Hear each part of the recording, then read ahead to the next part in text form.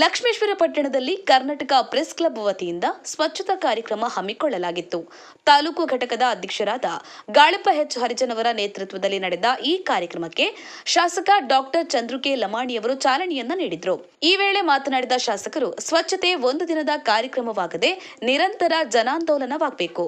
ಸ್ವಚ್ಛ ಹಾಗೂ ಸುಂದರ ಲಕ್ಷ್ಮೇಶ್ವರ ನಿರ್ಮಾಣಕ್ಕೆ ಸಾರ್ವಜನಿಕರು, ಪುರಸಭೆ ಹಾಗೂ ಸಂಘ ಸಂಸ್ಥೆಗಳು ಕೈಜೋಡಿಸಬೇಕು ಎಂದು ಕರೆ ನೀಡಿದರು.